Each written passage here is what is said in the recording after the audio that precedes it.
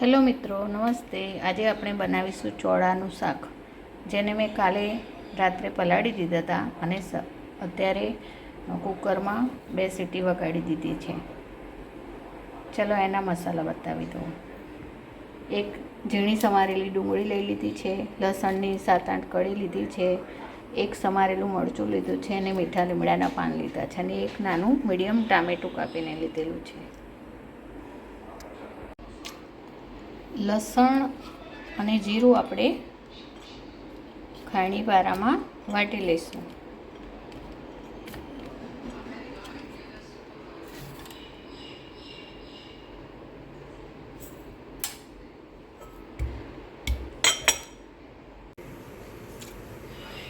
એમાં આપણે 2-3 ચમચી સિંગ તેલ એડ કરી દઈશું।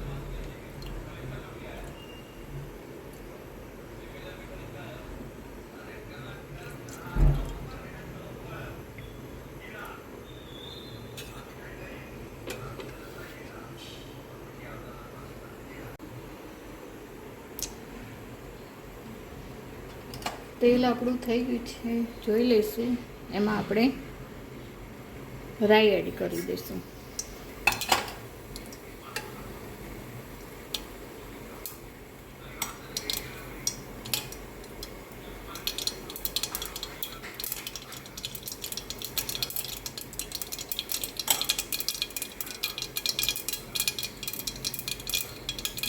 ત્યારબાદ એમાં આપણે 1/2 ટીસ્પૂન હિંગ એડ કરી દઈશું।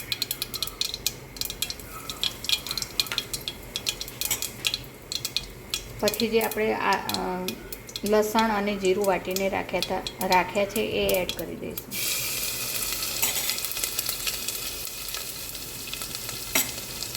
એમાં મીઠા લીમડાના પાન એડ કરી દઈશું અને જે સમારીને ડુંગળી અને મરચાં રાખ્યા છે એ એડ કરી દઈશું।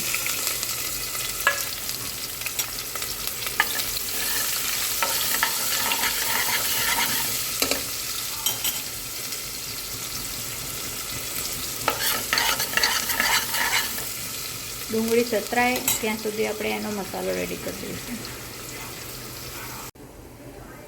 મસાલામાં સૌ પ્રથમ આપણે 1 ટીસ્પૂન મરચું પાવડર લઈશું,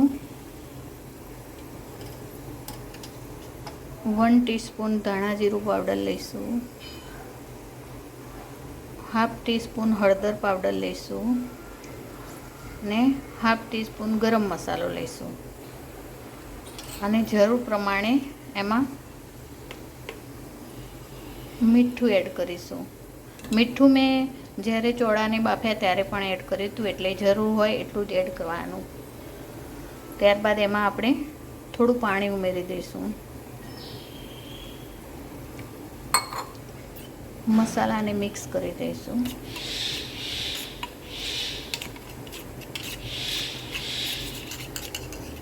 ને એમાં આપણે જે સમારીને ટામેટું રાખ્યું હતું એ પણ એડ કરી દઈશું।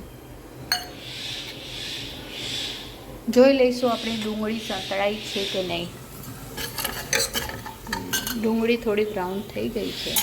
હવે આપણે એમાં મસાલો એડ કરી દઈશું।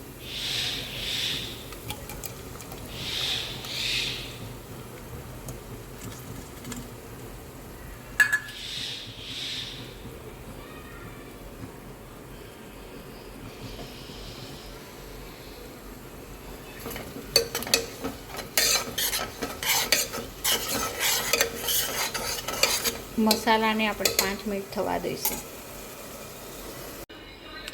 5 મિનિટ થઈ ગઈ છે। હવે જોઈ લઈશું આપણે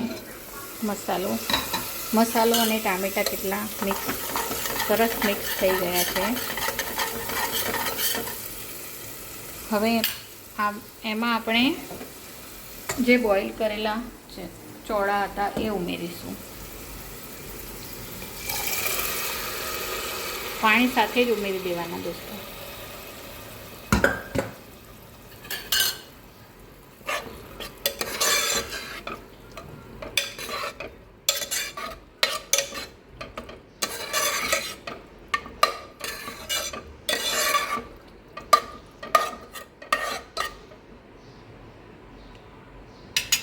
એમાં આપણે જરૂર પ્રમાણે જેટલો રસો જોતો હોય એ જરૂર પ્રમાણે આપણે પાણી ઉમેરીશું.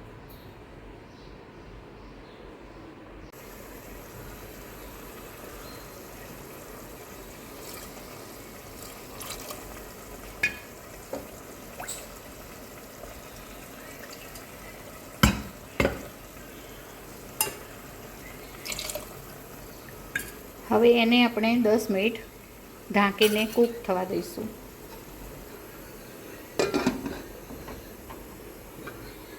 ગેસ થોડો ધીમો કરી દઈશું.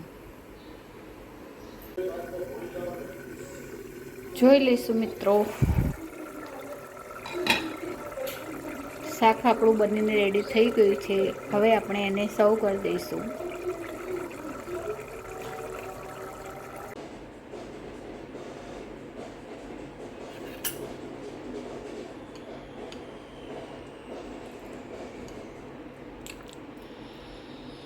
જોઈને જ મન થઈ જાય એવું મિત્રો આપણું ચોળાનું શાક બનીને રેડી થઈ ગયું છે.